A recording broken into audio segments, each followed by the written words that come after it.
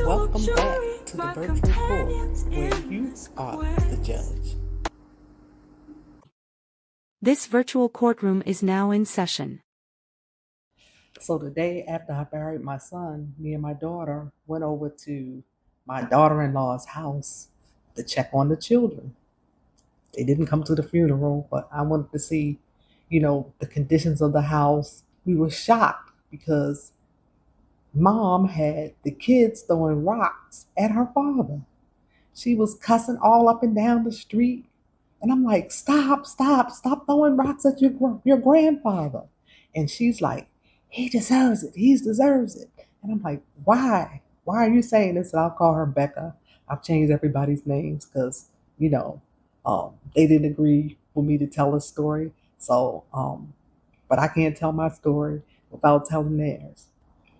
Becca is yelling, he promised to get me out the gate, and he didn't give me the money. For those of you who don't know drug talk, get out of the gate is like that first hit that you get in the morning.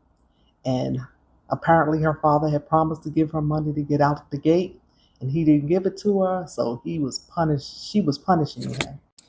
She kept intentionally antagonizing her father. She said she wanted him to go to jail so that her boyfriend could come back in. And I'm like, come back in? What do you mean come back in? She said her boyfriend was in the shed, that her father won't let him come in with the kids because he got a rape charge and he don't want him around the kids. And so she was trying to get her father sent to jail so she could let her boyfriend come back in the house.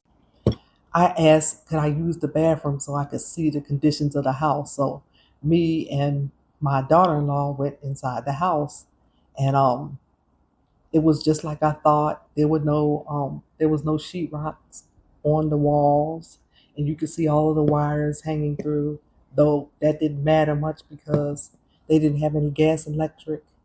They were prostituting in the house, and then there was yellow police tape.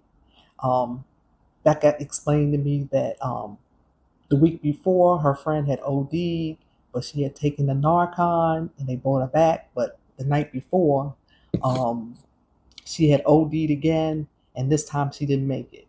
So that means in less than 2 weeks, my grandchildren have seen their father die and somebody die in a crack house, because that's what it is. It's a drug house.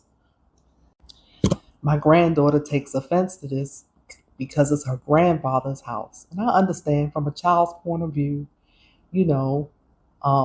that's her grandfather's house. She doesn't really understand that, it's a drug house. Anyway, me and Becca talked, and I'm begging her to let me take the kids. And, Becca's always been straightforward about what she wants. And she's like, nah, you can't have the kids because if you had the kids, you're going to get the insurance money. And I'm like, I'm not the beneficiary on my son's insurance policy. You are. I even called to let her see that she would get the money. And I was like, really, Becca? No way was she going to buy a house, But she wouldn't let me have the kids. And then to add insult to injury, the kids came in while we were talking, and all of a sudden she started fake crying, saying that I was trying to take her kids away from the only parent that was left. And the kids just ate it up. And they were like, no, we want our mommy.